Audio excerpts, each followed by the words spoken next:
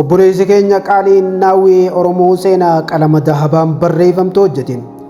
Ani jireenyaan jiraadhu hunda islaamummaaf hin jiraadham biyya namaa keessa zooree kaniin dafqaa jiruuf islaamummaadhaaf islaamummaa yoo jiraateen jiraadha jechuun leenca bichisiisee ilma Harargee hayyuu fi gootam Ustaaz Aliidhaaf kannisiise. Eeyyeen dhugumatti naawwiinuu leencam argitee baabaa kiyya islaamummaa irratti nuti Harargee fi Jimma Arsii fi Baalees tokkuma kutaa feete keessa jiraattus saba feete taatus afaan feete dubbattus bifti kee gurraachamuus bifti kee adii ta'uus araba taatus faranjii taatus islaama taanaan nuuf dhiiga keenya jechuudha.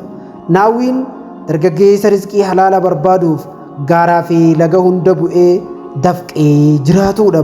Dargaggeessa kabajaa namaa qabu dargaggeessa biyya tanatti osoo inni laffa'ee jireenya isaatiif xaarii olii gadi fiiguu hattuu fi kashlabbeen qaama isaarra miidhaa geessiftee makiinaa namaa isa harkatti tabalaasheessitee osoo abdii hin kutin osoo jireenya kanaaf harka hin kennin har'a gaheedha.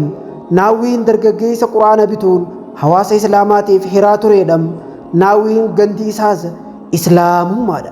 Naawwiin obboleessa keenya Mubaarak Musammaatiin leenca kenniif jedhee maallaqa bakka buuseef Mubaarak ifiifis nama arjaadha. Innis deebi'ee mucaa biyya namaa keessa sanuu Keeniyaa keessa baqattummaan jiraachaa diinii isaa kaddamaa jiru kana akka wallaansisu abdiirraa qabna.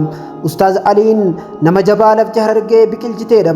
Ustaaz Aliin religious debaters warra jedhaman keessaa namoota jabaa nuti qabnuudha.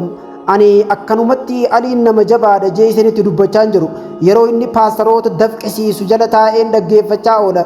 Paastaroota beenxeedhaa namoota hedduu dafqisiisaa oola. Jara keessaa namni isa waliin dubbatee yeroonii fi waa'ee falmii islaamummaa fi kiristaanummaa irratti walitti dhufan takka harka kannatee baha takka ammoo ni baqata. Religious debate keessatti namoota quudhinee fi jirruudha. Aliin dhuguma nama jabaadha. Har'ammoo ifiifuu aarsaa kaffalee dhiiga harka isaarra jiru san argitanii jirtu. Hayyummaa fi beekumsaaf gootummaatu irratti walitti qabame jechuudha. Obboleessa keenya ilma Abbaa Jifaar sanyii warra mootii naawwiidhaan galatoomii jennaan Ustaaz Alii jajjabeessuudhaaf.